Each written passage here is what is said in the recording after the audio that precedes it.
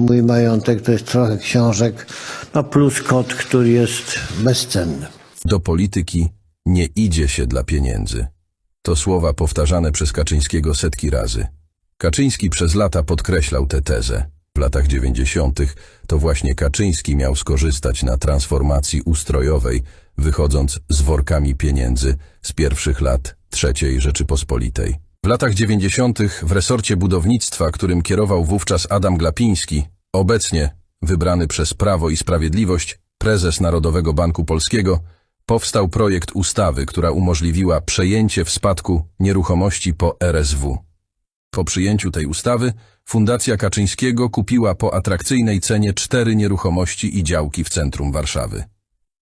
To właśnie z Fundacji Prasowej Solidarność wyłoniła się później spółka Srebrna, która stała się kluczowym elementem biznesowego imperium związanego z Kaczyńskim. Ta spółka zajmuje się wynajmem i dzierżawą nieruchomości pozyskanych po komunistach. Pracują w niej najbardziej zaufani współpracownicy Jarosława Kaczyńskiego. W latach, gdy ugrupowanie Kaczyńskiego znalazło się na marginesie polityki, Srebrna pozwoliła przetrwać ludziom prezesa Prawa i Sprawiedliwości. Zakup budynku przy Nowogrodzkiej za 2 200 000 nowych złotych, a sprzedaż za 34 miliony, to tylko najbardziej dobitny przykład transakcji, które obnażają skalę potencjalnego wzbogacenia się wokół spółki Srebrna. Dodatkowo, planowany wieżowiec na działce przy Srebrnej, wyceniany na ponad 1 miliard złotych, to projekt, który mógłby przynieść kolejne gigantyczne zyski. Krążą pogłoski, że spółka powiązana z Jarosławem Kaczyńskim zamierza wkrótce wrócić do tego projektu porzuconego w związku z kampanią wyborczą w 2018 roku. Właścicielem Srebrnej jest Instytut Lecha Kaczyńskiego, fundacja, która wyrosła z Fundacji Prasowej Solidarność. Członkiem Rady Instytutu, czyli organu kontrolnego fundacji, jest sam Jarosław Kaczyński. Prezesem Instytutu jest zaś osoba z najbliższego kręgu prezesa PiS, co dodatkowo podkreśla jego wpływ na działalność całego holdingu. Instytut, będąc wspólnikiem większościowym spółek Srebrna i Srebrna Media, pełni kluczową rolę w biznesowych przedsięwzięciach związanych z Kaczyńskim. Sieć interesów byłego premiera rozszerzyła swoje wpływy na media, stając się właścicielem spółki Słowo Niezależne. Ta z kolei jest właścicielem prawicowej telewizji Republika, co pokazuje, jak szeroki jest zakres interesów biznesowych związanych z Kaczyńskim. Cześć, moi drodzy, dzisiaj miałem zrobić podsumowanie tygodnia, ale wpadł mi temat, który wydaje mi się jest wart poruszenia i omówienia go szerzej. A chodzi o szkołę pisowską, tak zwaną kuźnię pisowskich talentów. Powiem wam tak, dyplomy w MBA kupowali, wizy do Polski w krajach muzułmańskich sprzedawali niczym rolnik kartofle przy drodze i tak to wszystko chodziło w tym całym pisowskim, patriotycznym uniesieniu, jak wiecie. Mają oni gęby pełne frazesów, patriotycznych haseł, ale tak naprawdę działki, wizy, dyplomy, czego to za PiS nie dało się kupić? Wszystko, ale tak naprawdę to są fałszywi ludzie, fałszywe dokumenty i tym samym stali się po prostu fałszerzami, oszustami. Mamy tutaj pisowski system kształcenia równoległego w Polsce i o tym chciałbym dzisiaj powiedzieć. Doktory, profesory, naukowcy z PiS. Dzisiaj będzie o dyplomach ze złodziejstwa. Human jak sam skurwesyn, że tak powiem. Ale żeby nie było, że tylko jadę, chciałbym tą szkołę zareklamować. Uwaga, reklama. Dyplom MBA do zdobycia w 5 tygodni, online, bezstresowo, bez weryfikacji, bez jakiejkolwiek wiedzy. Jeśli Rysiek dał radę, to ty też możesz. Wstąp w nasze szeregi. Zapraszam. Koniec reklamy. Tak na oko jestem prawie całkiem zdrowy, wątpliwości budzi tylko stan mej głowy. Okej, a teraz już tak na poważnie i konkrety. CBA wkroczyło do kuźni elit PiS. Zatrzymano władzę Kolegium Human.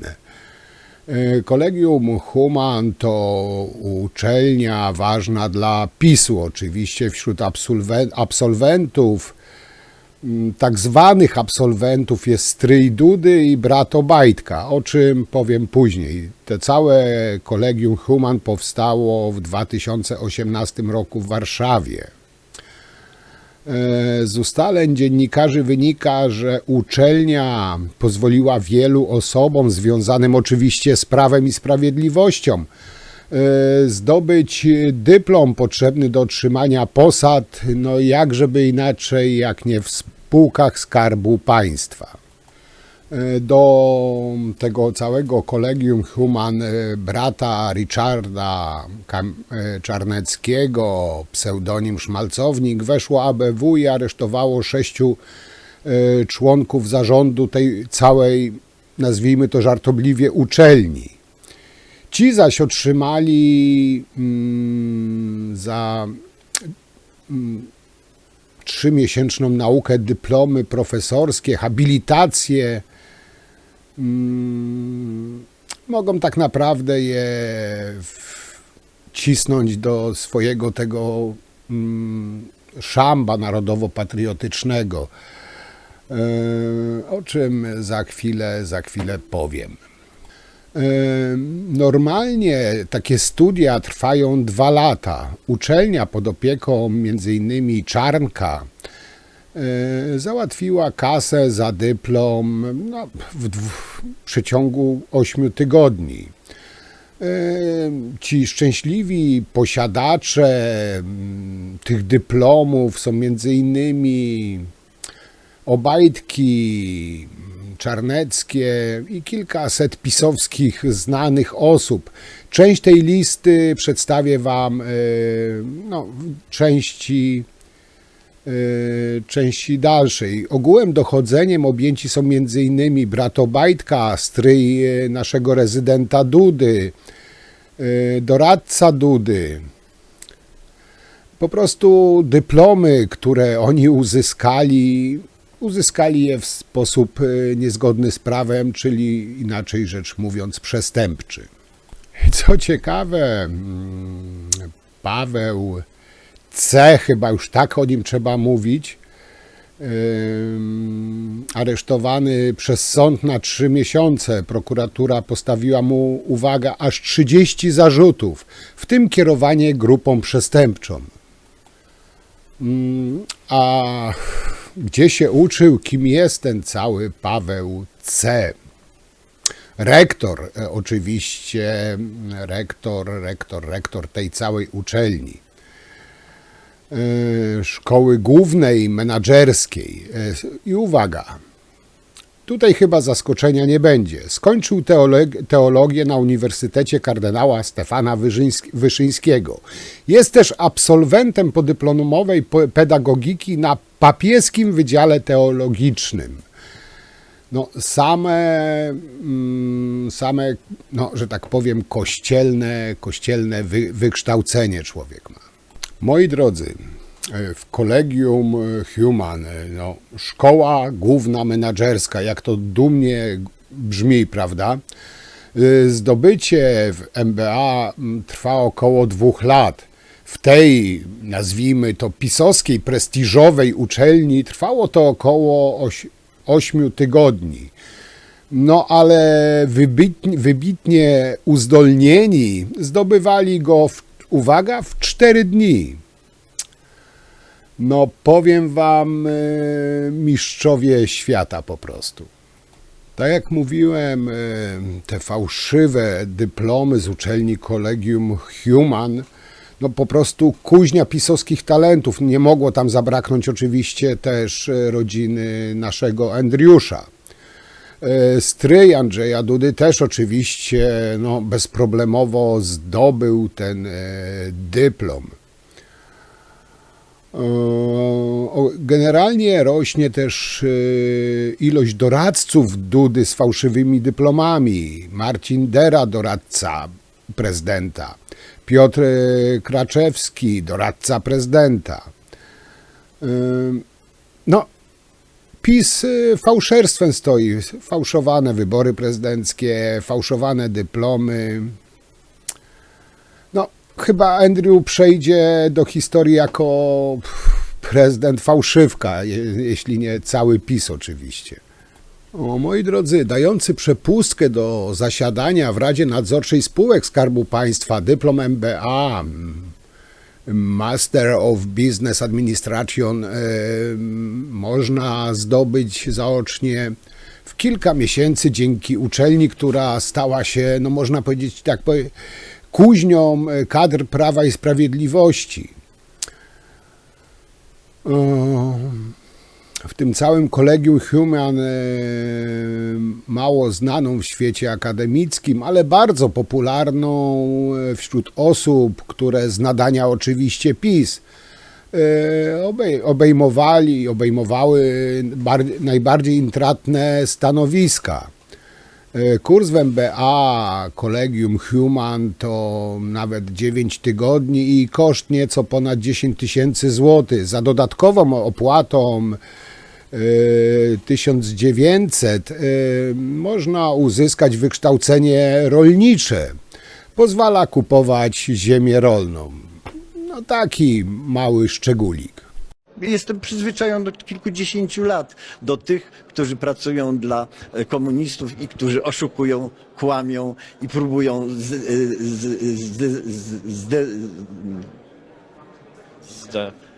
co zrobić? Wie pan, zde jest dobrym sformułowaniem. Pozostańmy na tym, że pan jest zde. Dobrze?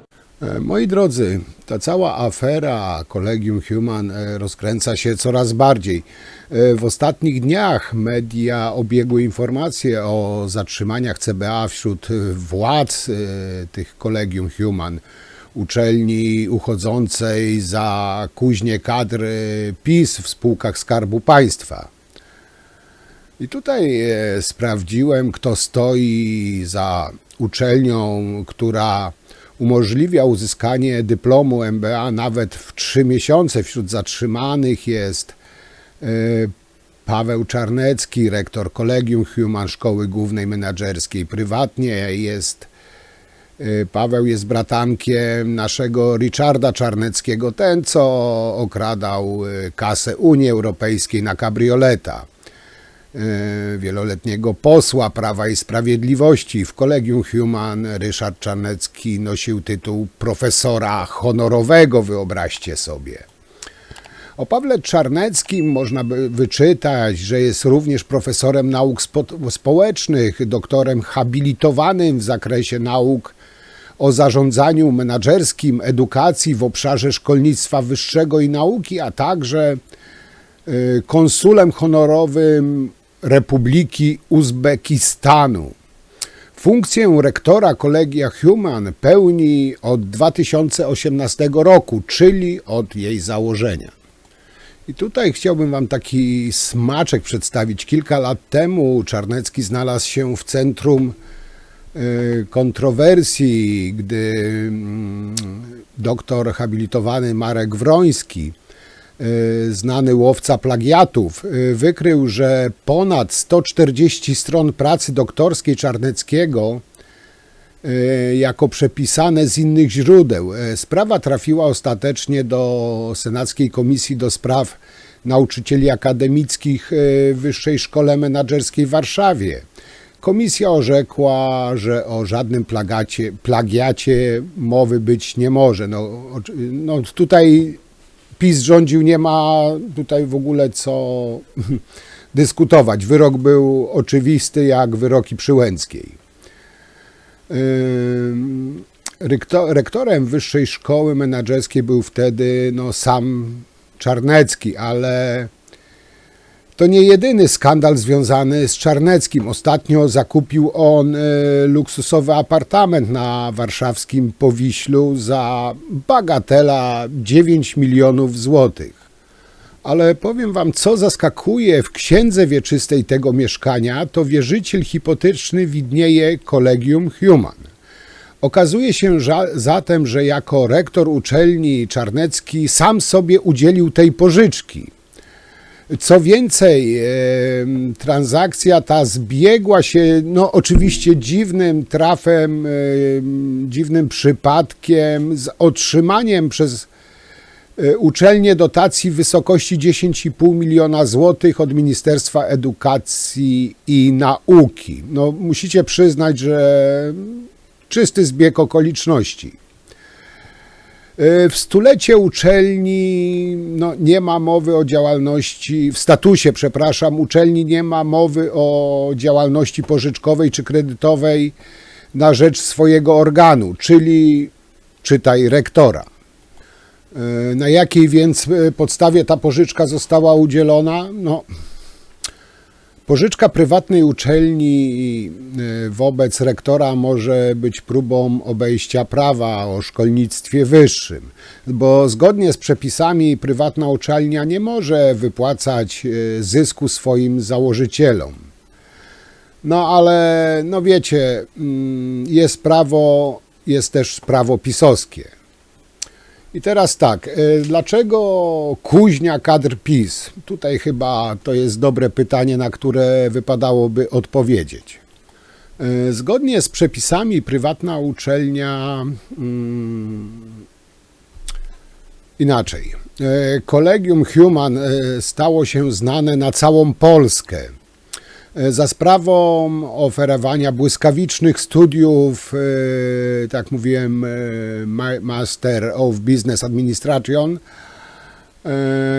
które można ukończyć nawet w 3 miesiące, co jest dużym odstępstwem od standardowej długości takich studiów. I tutaj dziennikarze dotarli do przedstawiciela Collegium Human, który taki proces przygotowania do egzaminu, materiał przerabia się samemu, potem trzeba napisać pracę zaliczeniową. A odbywa się mniej więcej to tak, wymyśla się temat, pan rektor go akceptuje, potem test. Studia można skończyć naprawdę szybko, bo jak się siostra uwinie, to nawet w 2 dni, w 2-3 miesiące, ci bardziej pojętni nawet w 14 dni. Posiadanie dyplomu MBA od 2017 roku stanowi klucz do kariery w radach nadzorczych państwowych firm, więc teraz już wiecie, dlaczego ta szkoła pisowska powstała. Jednakże standardowe programy MBA wymagają od 1 do 2 lat studiów i są znaczącym wydatkiem finansowym w przeciwieństwie do szybkich kursów oferowanych przez to Collegium Human. Mają smartfony, mają telefony, mają komunikatory, zaglądają do nich, a tam, proszę Państwa, w tym internecie, za wyjątkiem naszych wpisów, bardzo prawdziwych i takich celowanych, można znaleźć tyle kłamstw, tyle oszustwa, tyle nieprawdy, że jak młody człowiek ciągle siedzi z tym telefonem i on to czyta, to on zaczyna to przyjmować jako coś, co jest rzeczywistością. To nie jest rzeczywistość, to jest alternatywna rzeczywistość. Lista tych znanych absolwentów jest długa. Przedstawię Wam później w dalszej części, no tak, około 50 nazwisk.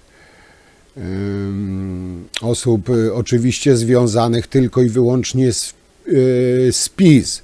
Zawiera m.in. Roberta Breniasza, byłego członka zarządu spółki, która ma odbudowywać Pałac Saski, Bartłomieja Obajtka, byłego dyrektora w Lasach Państwowych i brata prezesa Orlenu, czy Antoniego Dudę, byłego członka Rady Nadzorczej PKP Cargo i stryja prezydenta Dudy. To ten pan, który dużo jeździł pociągami, więc zna się na zarządzaniu. Media twierdzą, że uczelnia stała się zatem taką swoistą przepustką dla partyjnych nominatów, którzy chcieli wzbogacić się w tychże spółkach. Ten cały Paweł Czarnecki został wcześniej rano, 22 lutego, zatrzymany przez CBA. Jego obowiązki przejęła prorektor do spraw dydaktyki, jakości kształcenia Ilona Makowska, prawa ręka Czarneckiego. Powiem wam tak, no, ludzie się dziwowały, czemu PiS tłuki wyższe wykształcenie mają i teraz się już wyjaśniło. Coś mi się wydaje, moi drodzy, że po unieważnieniu tych fałszywych dyplomów z tego kolegium Tuman, nie Human, chyba powinno być Tuman, okaże się, że na PiS głosowało mniej niż 1% wykształconych wyborców, a jeszcze mniej wykształconych ludzi w tym PiSie zasiada po prostu. Nie wiem, czy to prawda, ale wieść lokalna niesie, że zespół naukowców z kolegium Tuman podobno wynalazł kamień do przyciskania kiszonej kapusty. No, wszystko jest możliwe. A tak na poważnie to jest po prostu kpina i poniżanie ludzi, którzy z tak wielkim trudem i zaangażowaniem, wyrzeczeniami zdobywali i zdobywają wykształcenie w sposób, w jaki w Polsce obowiązuje. A produkcja idiotów w tych pseudopisowskich szkołach, którzy potem z nominacji partyjnych niszczą ludzi wykształconych, jak prawo stanowi, jest ich poniżaniem i bezczelne kpienie z porządku prawnego w Polsce. Tak ja to widzę. W tej całej, nazwijmy to, uczelni, kolegium Human, tak ja to nazwałem, to jest taki Hogwart dla upośledzonych. Po prostu wykryto zorganizowaną grupę przestępczą, która za kasę, lipne świadczenia ukończenia studiów podyplomowych wydawała. No, tęgiełby z PiS tam się po prostu kształciły. Podobno Duda szlifował swój nienaganny angielski tam, a doktor Jaki też oczywiście dzięki tej szkole płynnie mówi po angielsku. Tak podobno było, nie wiem, czy to prawda. Okej, ale tak w skrócie. W 2016 roku pisowcy w większości nie posiadali wykształcenia i uprawnień, by zasiadać w spółkach Skarbu Państwa. Więc jak to przystało na pisowców, zmienili prawo, obniżając wymagania. Także do Rady Nadzorczej wystarczył dyplom MBA. W 2018 roku założyli więc sobie szkołę Kolegium Human, gdzie wydawano takie dyplomy niczym wizy na bazarkach w krajach muzułmańskich. Mówiąc wydawano, no oczywiście trzeba mieć na myśli sprzedawano. PiS nic nie daje za darmo, kasa musi się zgadzać.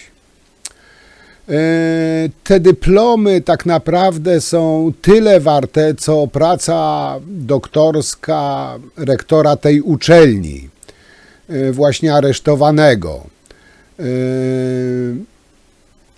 To jest oczywiście ten w czerwonej kiecce.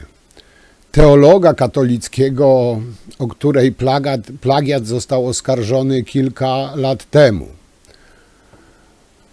Także im głębiej w las, tym ciemniej, moi kochani. Moi drodzy, najzdolniejsi z tych kolegium Tuman zostawali doktorami w 4 dni, a ci średnio kumaci musieli zdobyć dyplom aż przez 8 tygodni. I pozwólcie, że teraz, to już tak w sumie na koniec, chciałbym wam przedstawić listę, no chyba tutaj mogę śmiało powiedzieć, tych oszustów i tych partyjnych nominatów z dyplomem EMBA i MBA zrobionym w Kolegium Human, czy bardziej w Kolegium Tuman. I tutaj Wam przedstawię 50 nazwisk. Oczywiście wszyscy są nominaci PiS-u i oczywiście wszyscy dostali po tym kursie, bo to chyba nawet nie można nazwać studiami, nawet nie wiem, czy to można kursem nazwać. Wszyscy dostali oczywiście ciepłe posadki w spółkach Skarbu Państwa. Więc lecimy po kolei. Pierwszy na liście Breniarz Robert, członek zarządu spółki odbudowującej Pałac Saski.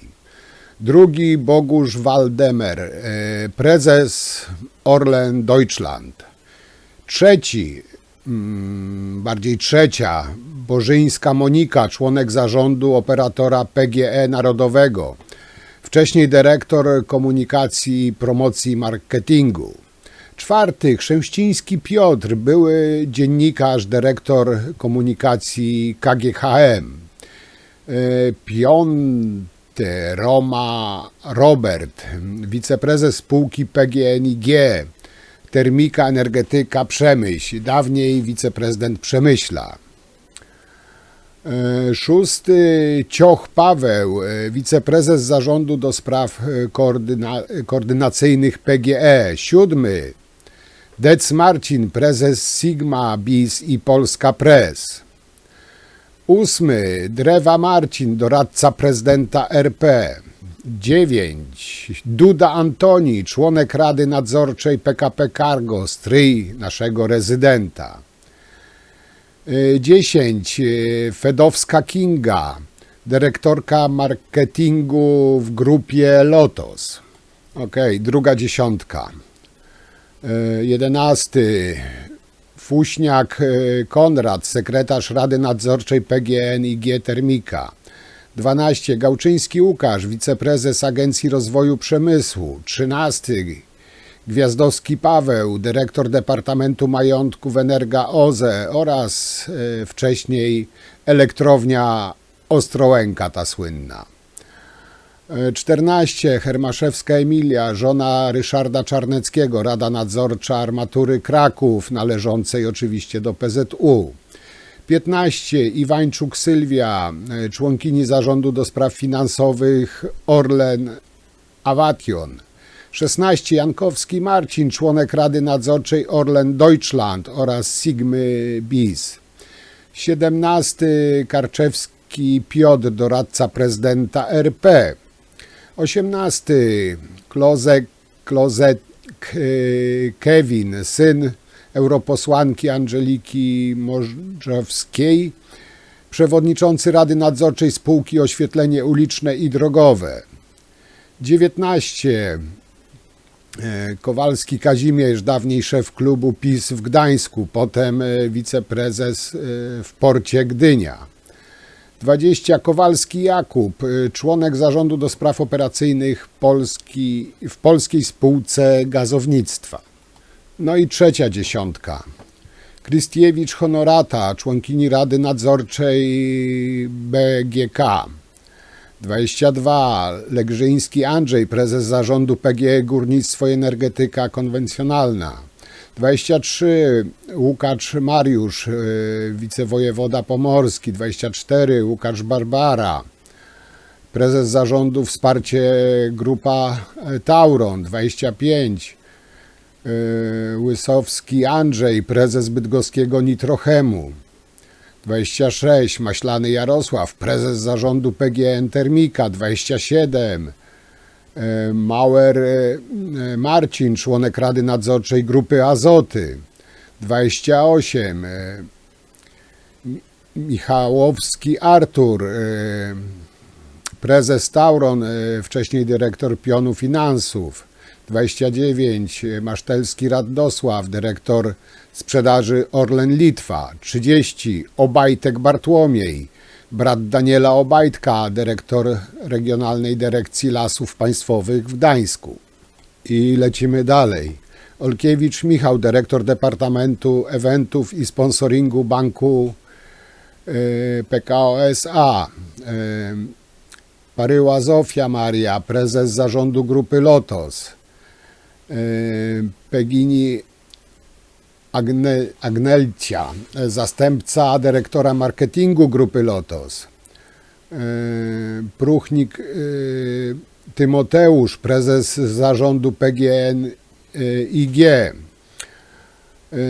Pychalski Marcin, prezes zarządu w Centrum Edukacji Grupy Orlen. Pusz Robert, dyrektor biura ryzyka PZU i PZU Życie. Rudnicki Stefan, były dyrektor CBA, doradca w PKN Orlen. Rudnicki Michał, dyrektor generalny Orlen Litwa. Sitarski Krzysztof, pełnomocnik do spraw zarządu rozwoju Węglokoks SA. Śmiło Janusz, szef spółki restrukturyzacji kopalń. No i kolejne. Sobków Robert, członek Rady Nadzorczej Stomil Bydgoszcz. Stefaniak Paweł, od maja 2021 roku prezes PGNiG Termika, dziś prezes Grupy Azoty Zakładów Azotowych Kędzierzyn SA. Stolarczyk Paweł, członek Rady Nadzorczej Interferie należącej do KGHM. Szyntok Tomasz, członek zarządu w Polskim Holdingu Nieruchomości. Świderski Dariusz, wiceprezes zarządu GKHIM Polska Miedź SA do lutego 2022 roku. Teraz tak, Świeżarski Piotr, zastępca dyrektora pionu informatyki telekomunikacji na Poczcie Polskiej. Świtelska Angelika, nowa prezes Grupy Azoty. Wadecki Dominik, wiceprezes zarządu operacyjnego Energa. Wyrwan Michał, prezes zarządu Energa 50. Zaleszczyk Tomasz, wiceprezes zarządu PG Obrót. I dalej, Przemysław, dyrektor do spraw ITC zarządu zarządzania projektami i procesami w PG Obrót. Żołnik Marcin, członek zarządu do spraw technicznych Polska Spółka Gazownictwa. Madziar Ryszard, członek Rady Nadzorczej Tauronu. Dalej, Dziubicki Szymon, mąż wicepremier rolnictwa Anny Gęblińskiej, dyrektor w Kancelarii Prezesa Rady Ministrów. Oszast Renata, dyrektor generalna Ministerstwa Finansów, wcześniej w BZWPK. No i ostatni, Rozpęk Michał, członek Rady Nadzorczej Jastrzębska Grupa Węglowa. Powiem wam, że ci wszyscy właśnie mają dyplomy, które mogą sobie tak naprawdę dupę podetrzeć. Się w głowie nie mieści to, co pisowcy odpierdalali. Ludzi bez wykształcenia na tak ważne stanowiska wpychali, sobie szkółkę założyli, żeby tylko móc ominąć prawo i wcisnąć ich na tak ważne stanowisko. Powiem wam, że to aż jest ciężko skomentować i tak jak wam kiedyś już mówiłem w którymś z materiałów, że to, co my wiemy, to jest wierzchołek góry lodowej. Ta góra lodowa coraz bardziej się wynurza i pisowcy dlatego tak zajadle atakują właśnie Bodnara i innych, kąsają na wszystkie możliwe sposoby, bo wiedzą jakiego syfu narobili, jakie gówno się wyleje z biegiem czasu, dlatego tak kąsają, dlatego tak atakują. I kochani, tak na koniec, drobiazg, który chyba umyka większości ludzi, być może tak mi się wydaje. A dokładnie chodzi o to, jeśli pisowcy pobierali wynagrodzenia w tych spółkach Skarbu Państwa na podstawie tych lewych, sfałszowanych świadectw MBA z Kolegium Tuman, to chyba będą musieli je zwrócić, bo to jest oszustwo i wyłudzenie. No inaczej tego nazwać nie można, a przynajmniej w najlepszym przypadku powinno być im wszystko zarekwirowane, bo to są pieniądze, które oni uzyskali nielegalnie, nieuczciwie. No i jak zawsze piszcie, co wy o tym myślicie, jak wy to widzicie standardowo. Ja wam już bardzo dziękuję.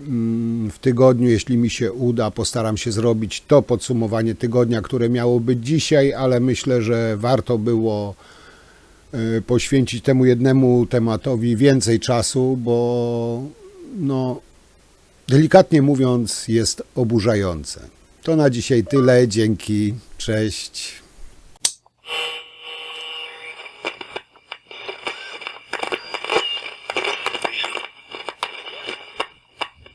Bo to są skądinąd ludzie przeciętnie rzecz biorąc na bardzo niskim poziomie kulturalnym i oni po prostu nie są w stanie znieść tego, że to oni nie rządzą. Nie wycierajcie swoich mord zdradzieckich nazwiskiem mojego świętej pamięci brata. Niż tego zapalcie, jesteście kanaliami. Panie Kaczyński, dopłacano za to, że, panie prezesie, słucham? Pan jest niemieckim agentem, po prostu niemieckim agentem. Kto realizuje tą politykę? Donald Tusk. Donald Tusk. Prawdziwy wróg naszego narodu. Wróg naszego narodu. Mnóstwo ludzi. Jesteście przestępcami. Jesteście przestępcami. Proszę reagować, to jest przestępstwo. Zniszczył własność nie swoją. Jesteście partią oszustów i złodziei. Po tych... Pamiętajcie o tym Ryżym. Pamiętajcie. Bo to jest dzisiaj największe zagrożenie dla Polski.